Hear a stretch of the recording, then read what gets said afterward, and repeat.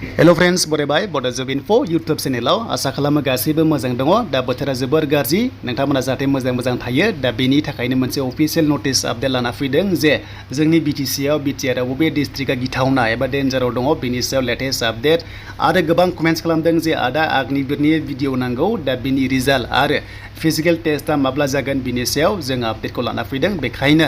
भिडिअखौ जोबजासिम नायदो आरो साइक्ल'ना बोरै फैथावगौ बेनि सायाव डिटेल्सखौ नोंथांमोननोहाय लाना फैदों दा गोबाव खालामा जों थांगोन फार्स्टआवनो जों अग्निवीर एबा इन्डियान आर्मिनि रिजाल्टखौ नायग्रोगोन जे सोरनिया फैदों आरो बबेयाव जों नायनांगौ दा बेखायनो अफिशियेल साइडआव फैनानै नोंथांमोनहा जि खेबसा मोनदों बे खेबसाखौ सेम होनांगोन अब्लासो जोङो अफिशियेल साइडआव थांनो हागोन दा जोङो इन्डियान आर्मिनि अफिशियेल साइडआव फैबाय बेनिफ्राय एसे गाहायाव फैनानै नोंथांमोना इन्डियान आर्मिनि रिजाल्टनि बागै नायनोबा बेयाव भिजिट खालामनांगोन बेनो जाबाय CWE रिजाल्ट्स बेयाव नोंथांमोना फंबायमोना क्लिक खालामबानो जाबाय बेनिफ्राय जों रिजाल्टखौ नायनो हायो दा जोङो क्लिक खालामबाय स' बेनिफ्राय मा मोनखो रिजाल्ट्स आरो बे रिजाल्टआ जाबाय आसाम स्टेटनि एबा नर्थ इस्टनि थाखाय नङा दा फैथ'वाखै गोबां कमेन्ट्स खालामदों जे आदा माब्ला मोनथावगौ दा नायदो नै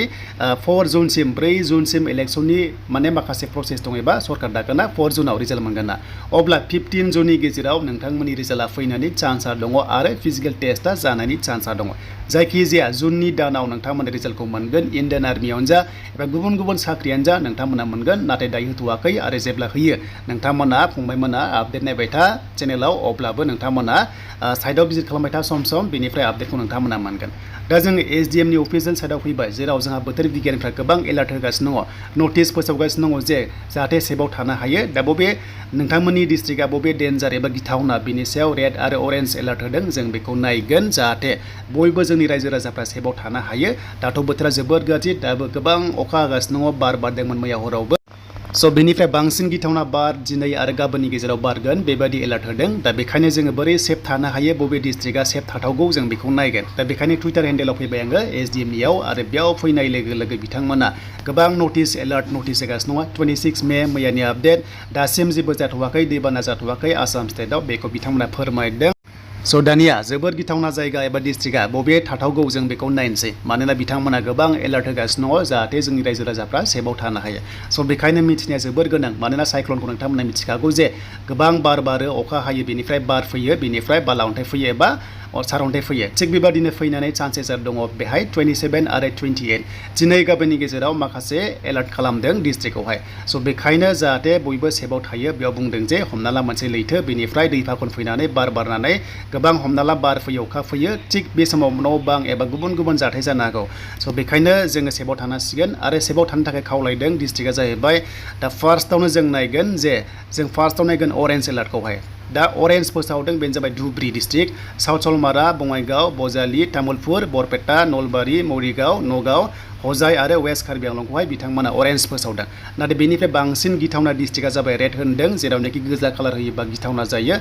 बेनो जाबाय जोंहा मोनदों फार्स्टआवनो एकदम गोबां अखा हागोननो बेनो जाबाय चिरां गवालपारा बाक्सा डिमा हासाव काछार हाइलाकान्दि आरो करिमगन्ज डिस्ट्रिक्टआवहाय माने गोबां अखा हानायनि चान्सेसा दङ दाबो उदालगुरियाव हागासिनो दङ नाथाय एसेबां गोसा नंथ'वा बाट जानायनि चान्सआ दङ आरो ओरैबायदि बुंदों बारा माने ओरैबायदि स्पिड फैगोन 40 निफ्राय 50 किल'मिटार/आवार माने हमना ला 1 घन्टायावनो 40 निफ्राय 50 किल'मिटारसिमहालागै स्पिडा थांनायनि चान्स होनना बुंदों स' बेखायनो गोबां स्पिड जागोन न' बां बायनायनि चान्सआ दङ बेखायनो जोङो सेफआव थानांसिगोन स' बेनिफ्राय आरोबाव बांसिन 60 kmph होनना बुंदों बेनो जाबाय साउथ आसाम आरो मेघालयाथिंहाय थांनायनि चान्सआ दं होननानै दिनैनि गेजेराव स' बेखायनो बयबो नोंथांमोना रेडि थादो जाहाथे दिनै गाबोननि गेजेराव जों सेफआव थानो हायो